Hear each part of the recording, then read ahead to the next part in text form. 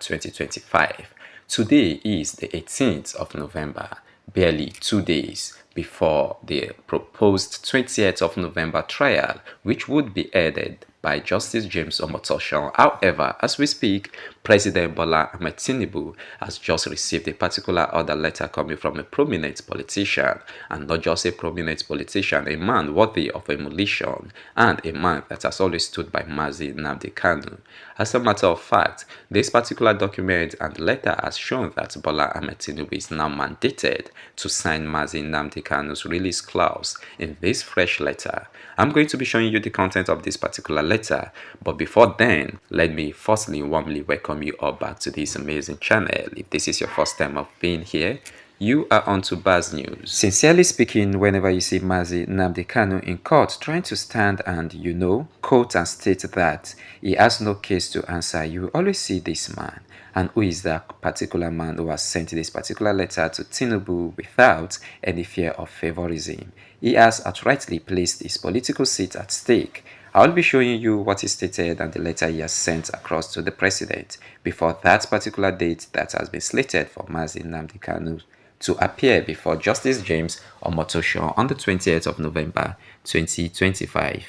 On that day, it has been slated for a judgment, but Mazi Nnamdi Kanu, on the other hand, has stood firm that he has no case to answer. As a matter of fact, as a matter of urgency, this particular letter is ideal because this letter has now mandated Bola Ahmed Tinubu to sign the release clause of Mazi Nnamdi Kanu on or before that particular 20th November 2025.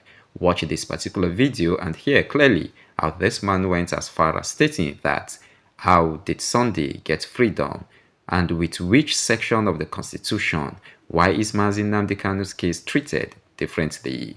This is a clear indication that Mazi Nnamdi Kanu is passing through a lot, and this is a clear marginalization and persecution on the Igbos. Watch, and when we are back, we will continue. My message is very simple and direct.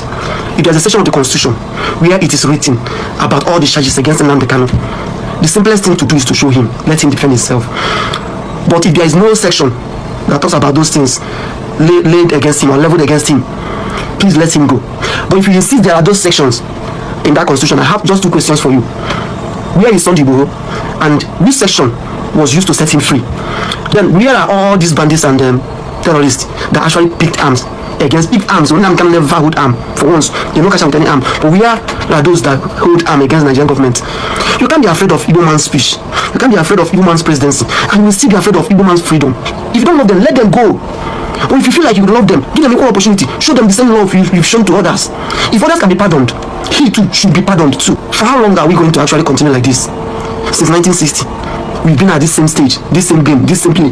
What success have we achieved all this while fighting down these particular people? That is the question. What have we achieved as a country trying to fight these people down? Can't you see that while trying to fight them, you are also trying to hold yourself too? That is the reality. Even in this just concluded 2023 election, some people are saying we are going to teach Igbos lesson by not voting P2B. Today, look at it all. They are the one in that class now learning the lessons. In that 2023 election, Igbos are still the biggest winners. How? Because that 2023 election gave the Igbos Alex Oti. In the whole country, that state is the best in terms of development, security, progress, everything. So at the end of the day, Igbo man still finds a way to win. How long do you think you can hold him? Let me give you the update. There is no Igbo village. There is no Igbo village that don't have a billionaire.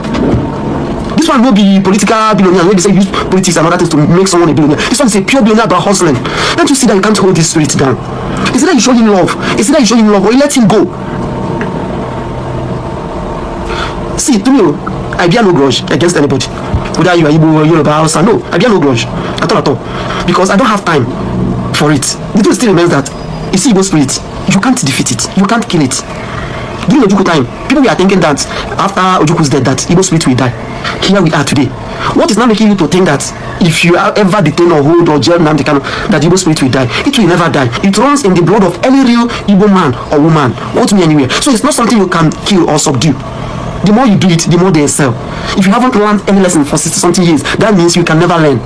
God knows that these Igbos will be politically marginalized. That's why he makes sure that he gives them that money. That today, no community in Igbo land can say that they don't have a billionaire. Some communities have more than 1, 2, 3 billionaires. It is not by choice. it is because it is God's divine plan for this tribe. You can't keep fighting it. It's as simple as ABC. Alright, y'all, welcome back. I believe you've heard clearly, and it is now clearer to the blind that this is plain persecution on the Igbos. Now, recently, the State House of Assembly petitioned Tinubu for the unconditional release of Mazi Nnamdi Kanu, citing his prolonged detention as an urgent public concern. Immediately, they sent that particular petition ordering him to release Mazi Nnamdi Kanu unconditionally.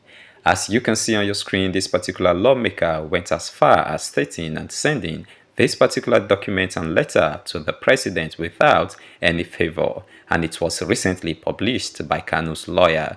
As you can see on the screen, he stated, and I quote, "I say this without equivocation.